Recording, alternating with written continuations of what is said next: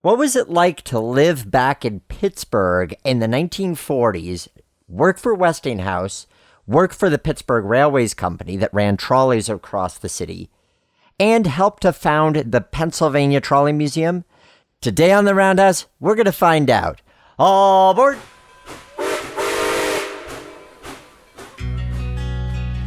In days past, the roundhouse was where the railroad worker united with the steam locomotive, each to prepare for the journey ahead.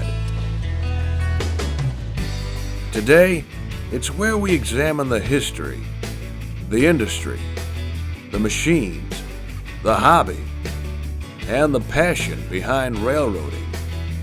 News, interviews, stories, and more. So climb aboard. This is The Roundhouse. Welcome to the Roundhouse. I'm your host, Nick Ozerak, and this is episode number 126 of our Trains and Railroading podcast, where we talk about everything in the industry and the hobby, you name it, and we discuss it. Today, we are talking to Art Ellis.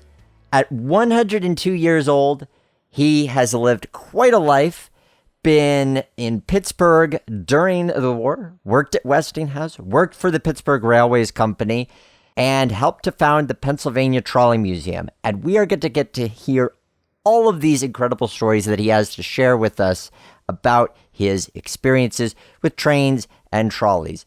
Before we get to that, though, I want to thank those of you who are supporting the Roundhouse on Patreon. It really is something that I appreciate deeply. And if you're not already, you could check it out at patreon.com/theroundhouse. Folks like Steve Boyko, who just joined the Roundhouse crew as a historian, are getting shout-outs like this and early access to my Train Z layout projects that I do as part of Great Train Layouts. And at $5 a month, you're getting early access to episodes of the Roundhouse. So patreon.com/theroundhouse to support what we are doing here on the show. If this sounds a little bit different as well, this is because it was recorded on location at the Pennsylvania Trolley Museum in the company of Art's family, who also volunteer at the museum. With that said, let's get to the show.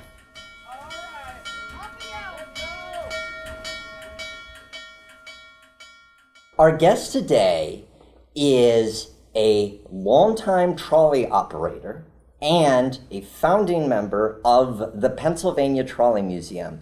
Please welcome to the Roundhouse, Mr. Art Ellis. Hi, folks. It's so great to have you on the show, Art. I've heard so much about you and so much about all the things you've done that it became very evident that we needed to bring you on the show. So let's start from the beginning. What are the earliest memories of trolleys that you have?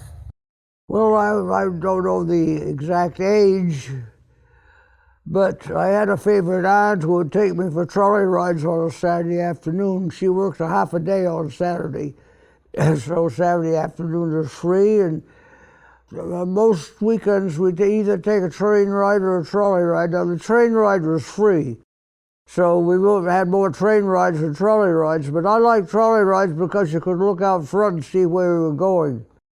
Now, were these train rides and trolley rides out of Pittsburgh then? No, they were out of Montpelier, Vermont. I've been to Vermont many times, and it's quite lovely, but it is very different from Pittsburgh. So what led you to consider moving to Pittsburgh and the opportunity for employment? Well, two things. The opportunity for employment and the fact that Pittsburgh had one of the biggest streetcar systems in the country, if not in the world. You were looking at trolleys, but you also ended up working at Westinghouse. Right. What led to you working at Westinghouse? I was offered a job. This was during the war, and jobs were plentiful. I was offered a job in my line of education, so I took it. What was your line of education? Electrical. Electrical engineering. Yeah. Okay. And so what was the type of electrical engineering that Westinghouse required?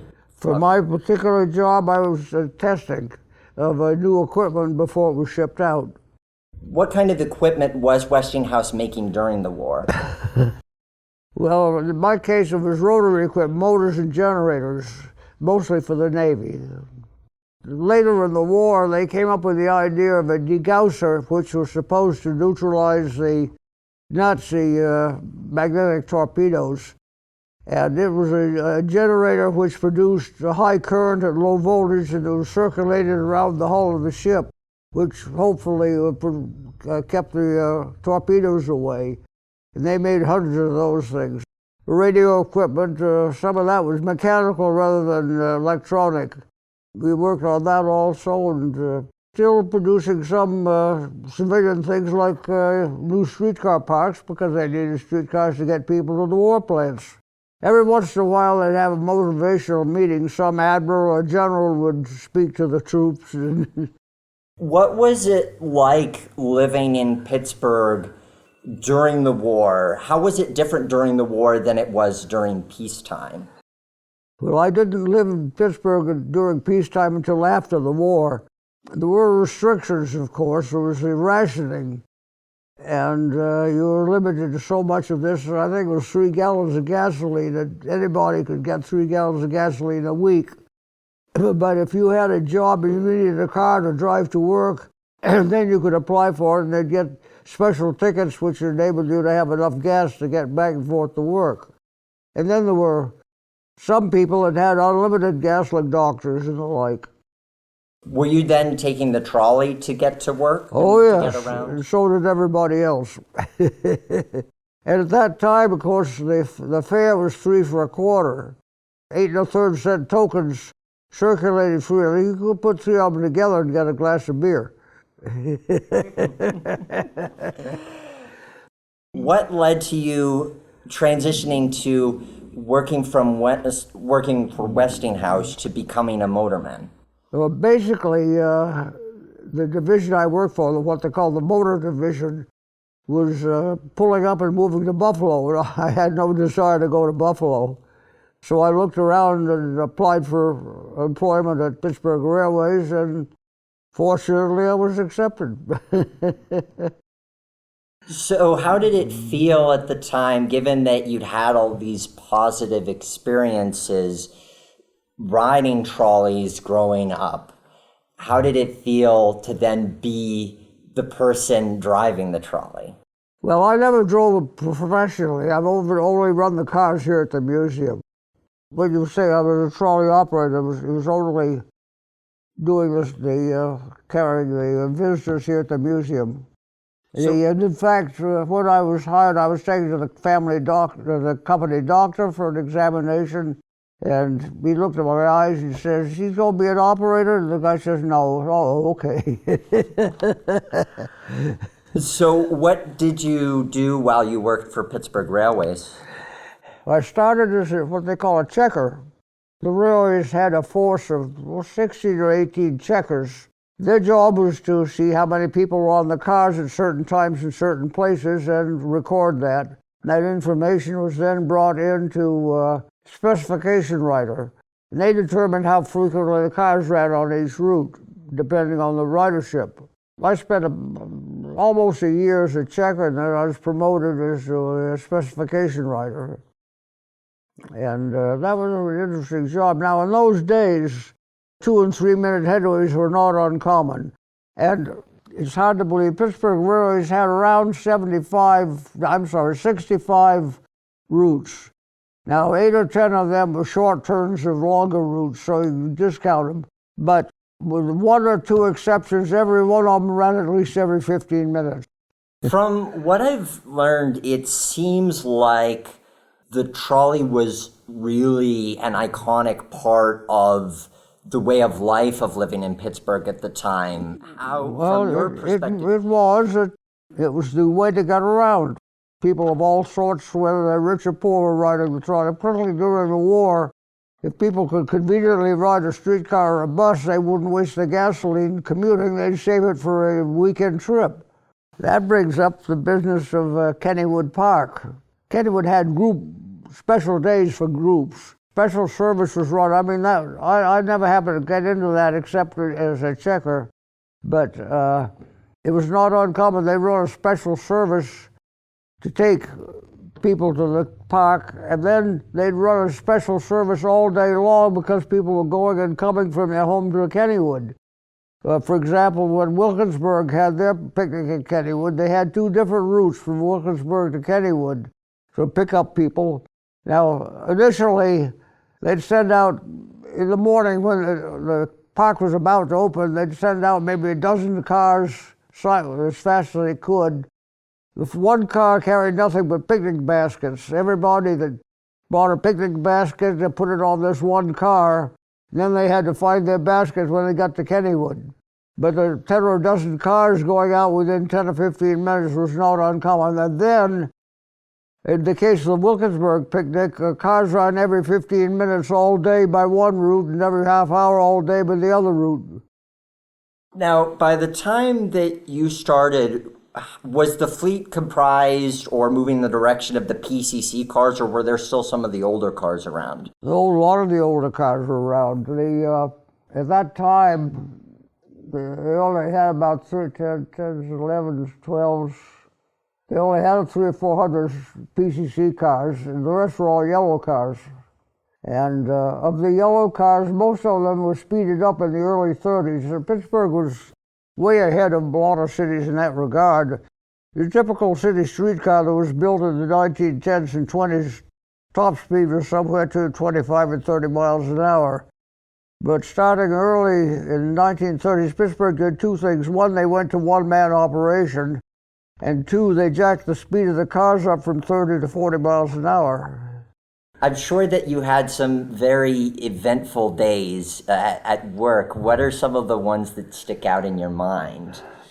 I did have a little case. Somebody showed that with a PCC car, there seemed to be a little defect. There was a relay that would stick, and then the car wouldn't operate properly. It wouldn't accelerate. Top speed was about 5 miles an hour.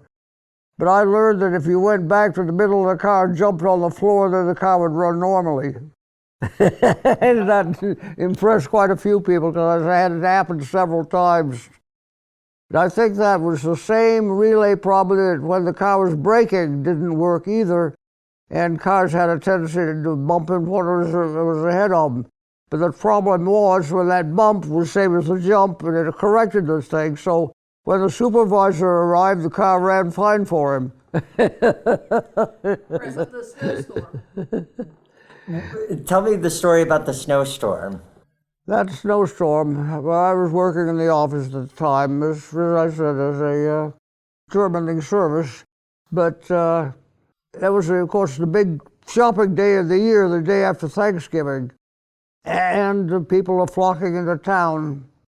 And then along about noon, they realized it was a serious storm, and companies started discharging their employees. So streetcars were hauling standing loads in both directions. The shoppers were still coming in spite of the weather, and the employees were getting the heck out of town. And they were having trouble, of course, because there's nowhere near as much service running at noon as there was at 4 o'clock. It was quite mixed. And finally, I was assigned to answer telephones because, of course, they were getting thousands of calls, a lot more than the regular information service could handle. I had a couple of interesting calls. One lady wanted to know why there was no service there, and I said, well, they're working on it. Well, she said, it's from Carnegie. I'm from Carnegie. Carnegie is not Styx. Story went too that after the storm, they heard that people in Bellevue were shoveling out the car tracks by hand. The railway says, if they'll do that, we'll help them. They sent extra service out to clear the tracks in Bellevue. Some cars sat for 2 or 3 days, 4 days. PCC car was an unhappy car to sit in because most of the heat in a PCC car came from the braking effort. And if they weren't running, they weren't braking. The old cars, the heat was there available regardless of whether it was running or not. But there are 2 cars on the Corey Avenue line in particular, I think both of them got stuck at the Corey Avenue end of the line up in North Braddock. And it was an Italian community, and these operators were wined and dined by the local residents. I suppose if one's going to get stranded, that's not a bad place. Yes, and of course the guys are getting paid too. Well, that was my job the next day, Saturday. No, of course, no streetcars or buses are running. Trains, I called the railroad to see if it might be a train going downtown. At that time, Pennsylvania was running an extensive commuter service out of Pittsburgh. And it says, well, yeah, there's the Pittsburgh Express from New York is only 20 minutes late. It'll stop in Wilkinsburg. So I wrote, and one engine put the train 20 minutes late all the way from New York, and the automobiles and buses couldn't run. So when you're getting around Pittsburgh at this time, you're taking the trolley. When were you taking the train? Well, as I said, I lived in Wilkinsburg, and there was a pretty good commuter service between Pittsburgh and downtown. And the train took about 20 minutes, the streetcar took about 40 to 45. The present day busway takes about 12. So. Did you do any long distance travel to other cities? I have done that. I did just before the war, after I graduated from college. The railroads were offering a $90 ticket, go in and take in the whole country. You choose the route. The only thing, you had to hit the big cities in the west, on the East Coast. You had to hit New York or Chicago or St. Louis or New Orleans on your way across, and you had to hit LA or San Francisco on the West Coast. Aside from that, you could pick your own route. And for $90 you get to ride in the coach, and then for additional figures you could have Pullman commutations. So I took in that trip. Did you do the Pullman? Yes, I did. Upper berth. It was a good deal. Do you remember any of the specific trains that you would have traveled on? Were they any of the sort of name trains of any of this railroad? Or any of the railroads, like the Broadway Limited or the... Yeah, I didn't ride the super duper trains because I don't think, with my ticket, I don't think I got a reservation on the top train, but the number 2 train, oh yeah. When would you say it became apparent to you that trolleys were starting to decline? Well, the first decline I knew was when a flood washed out the trolley line at Montpelier, and that was 27. Early in the Depression, in the early 30s, all sorts of businesses were failing, and including a lot of streetcar and particularly the interurban lines. In fact, I remember my dad took a business magazine. One time, on the cover, they had a picture of a guy pulling a switch on a trolley, a story about how they were going out of business. At the time of the war, they had not perfected synthetic rubber, and rubber was scarce, so they didn't want cars, and they preferred streetcars to buses for that reason. I knew a guy that bought an old car because he could buy tires for it, and he couldn't buy tires for a newer car. When was it clear that the trolleys were really in their final days? Well, the other thing is that buses got better. The earlier buses, most of the buses during World War II were stick shift. Pittsburgh had a particular fleet of buses that were stick shift, and they were dogs. Trouble with them, you try to shift gears, particularly if you're going up a hill, even a gentle hill, and you had to go through a process called double clutch, where you had the gears in neutral between one gear and the next gear. And the idea was that if you're speeding up, the engine's going to run slower in the next gear, so you let off on the gas, let the engine slow down. But the bus is also slowing down as it goes up the hill. And these particular buses, the engine was so slow that the bus would stop before the engine got down. The result, they crawled all the way up the hill in low gear. Well, what they did, they discovered what their dogs were. They put them all on one route and added time to the running time. I guess when you're stuck with a dog, then you got to work with it as best you can. It was a slow process. The railways had a major repick of jobs twice a year. And any changes they wanted to make in the service happened then, and major changes. Now, little changes happen daily. That was part of my job. A service specification, the report from the checkers would come in and show that this particular car is being overloaded to beat heck, and the car ahead of it is light. Yeah, that would happen where a car sneaks by a plant just before they closed. Then the plant open, everybody pours out, and the next car is swamped. My job was to move those times of those cars a few minutes to balance the loads. Maybe that first car, I'd ask him to run a couple of minutes later and pick up some of that crowd. I had a reputation for 1 and 2 minute adjustments. And if it works, then you go by what is a good routine of things. There's this closure of lines.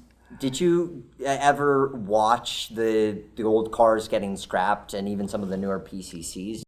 I didn't stand there to cry, no. But there was a girl from Washington, D.C. who did exactly that. She come up here and she went to where they were scrapping the cars and said, they're killing my friends. No, that was something that happened. And of course, the railways, as they bought new PCC cars, they were scrapping cars. Until the war, of course, they stopped scrapping anything during the war.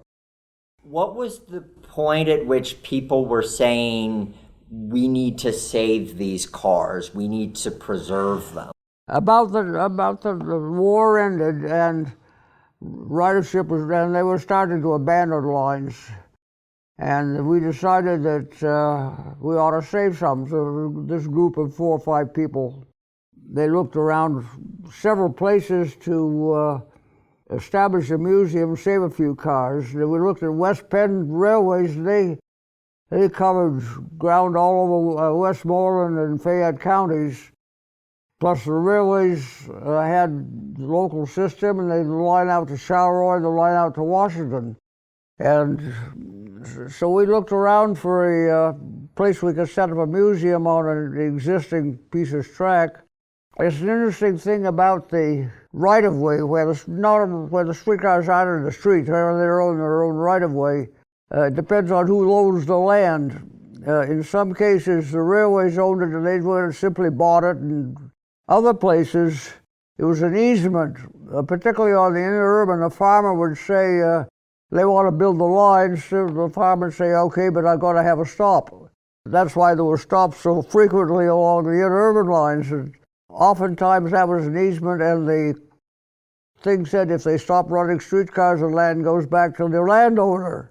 The Charleroi line was largely owned outright by the railways. The Washington line was a hodgepodge of little pieces that were leased from various farmers.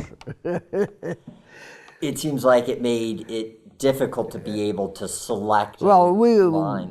Were looking, as I said, we were looking for a piece of land where we could keep a piece of track. And the railways owned outright a stretch of land right down here the other side of the railroad crossing, which was theirs, and they offered to sell it to us. And we said, fine. And but then the county commissioners heard what was going on, and they said, wouldn't you rather have a lease on the county line? It's 2 or 3 times as big, and you can have it for a couple of bucks a year. We lease it for a couple of bucks a year. And since then, some of the extensions are on property we own. County commissioners are probably right, because the museum has been, I guess at least until the gambling came in, it was the 3rd largest tourist attraction in the county. What are some of your early memories of acquiring remaining streetcars, interurbans, and trying to get them to run here initially? We'd pick cars, several cars we'd like to have that nobody had the money to buy them. And there's other cars we got that were second best, but they were available at a price we could afford. And I've heard the story.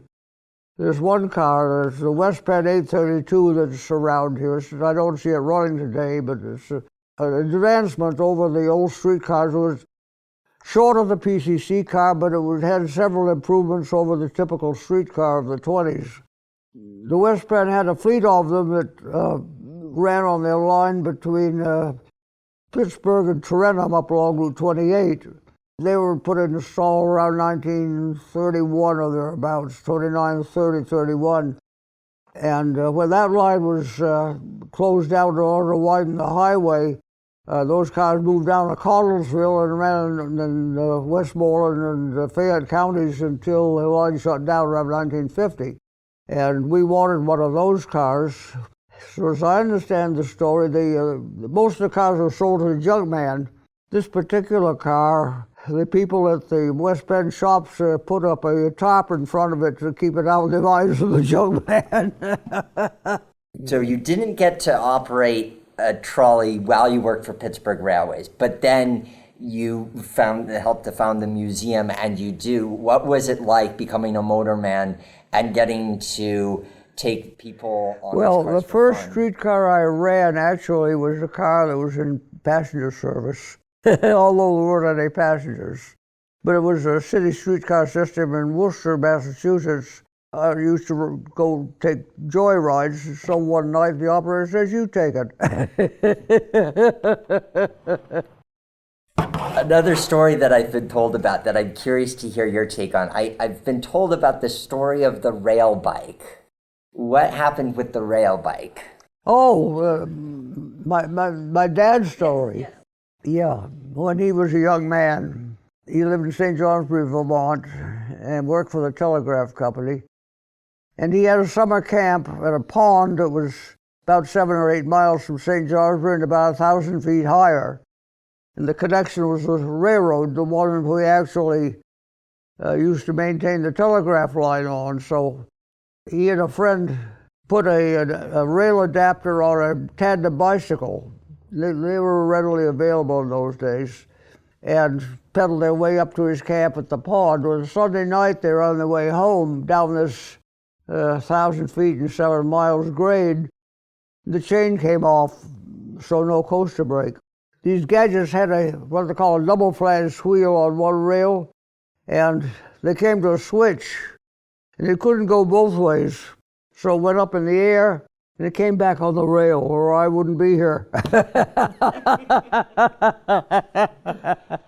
He hooked a ride on his bicycle on a rope behind a motorcycle on a 40-mile trip on a gravel road. Fine, he made the trip, everything was lovely. He started for home, he got about a half a mile, and a dog ran out and got tangled up in his bike, and he wound up in the dirt, and the bike was being dragged up the street by the motorcycle. Jeez.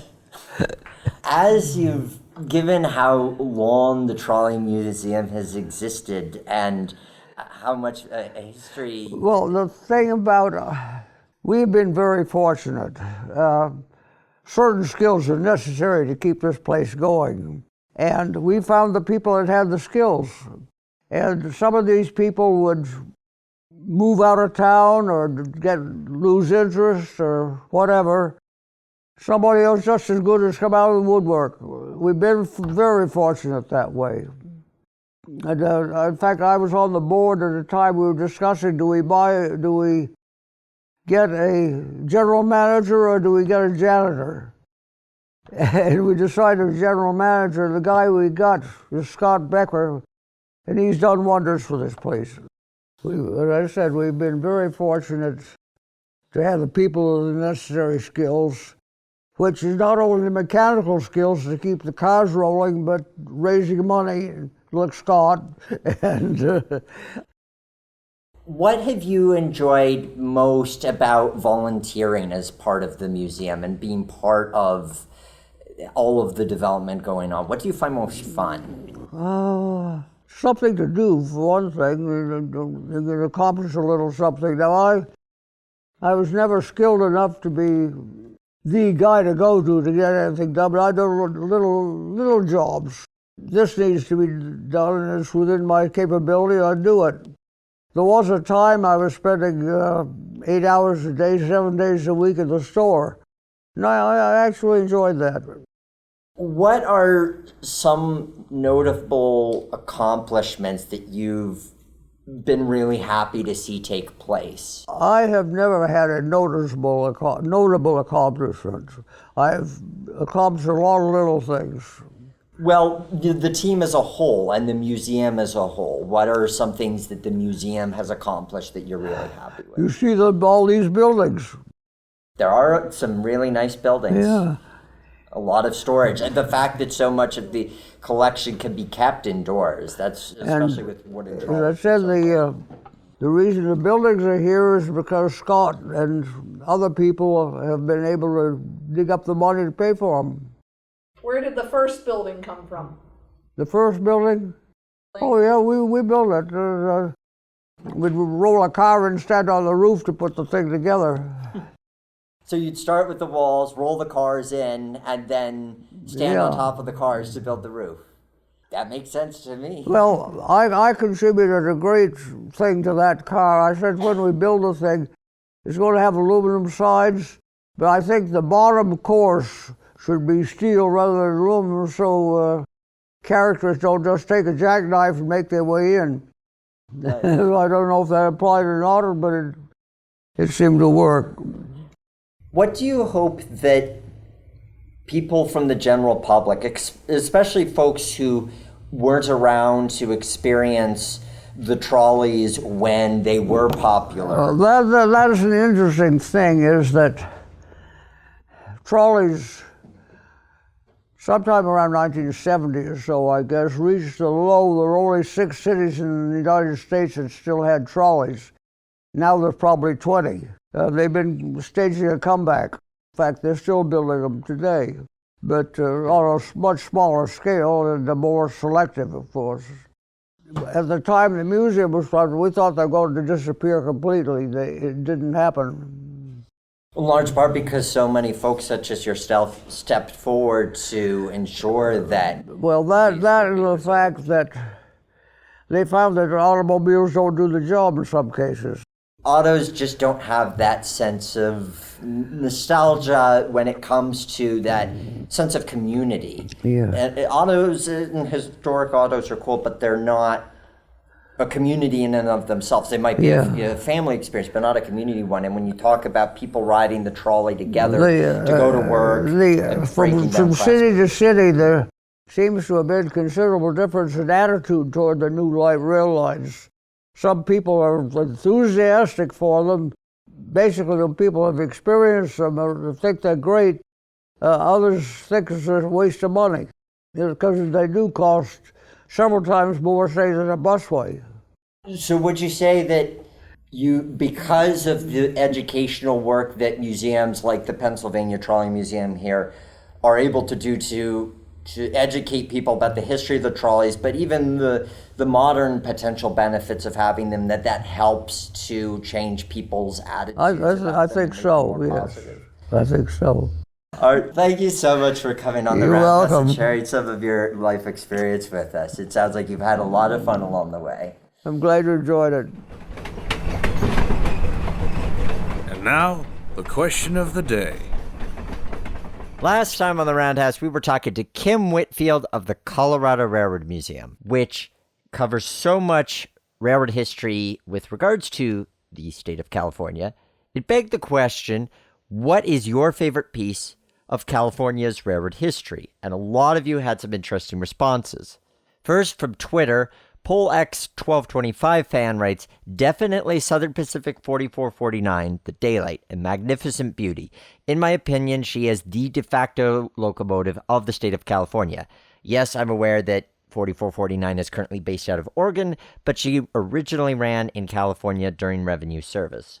From Facebook, Matthew Betzner writes, Donner Pass and the history that has taken place there. It's still a formidable obstacle for freight trains and Amtrak's California Zephyr.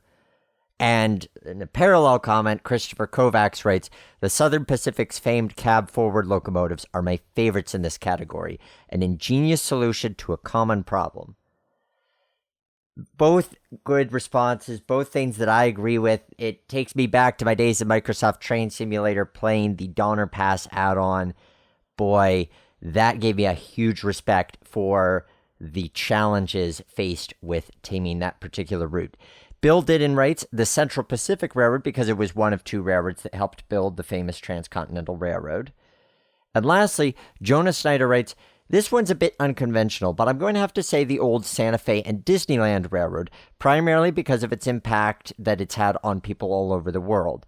The whole reason Disneyland was built in the first place, if some sources are to be believed, is that it was Walt's desire to have his own full-size steam train that really pushed him to make Disneyland, or at least part of it. And Disneyland has introduced millions of people to steam trains over the years. I would think that is probably true, Jonah. I think that's an interesting perspective. We sometimes dismiss amusement park trains in comparison to the full-size things, but there's no doubt that Disney World and Disneyland have introduced a lot of people to steam locomotives. Your question of the day for this episode is, what's your favorite piece of trolley or interurban history? Let me know on the roundhousepodcast.com. Links to social media are there. Thank you guys, as always, for listening to The Roundhouse. It's great to have you along for the ride for all of these interesting stories and pieces of history and industry that we cover. Don't forget to check out patreon.com/theroundhouse, where you can get early access to episodes like this one every single month. And as always, remember that The Roundhouse is our house.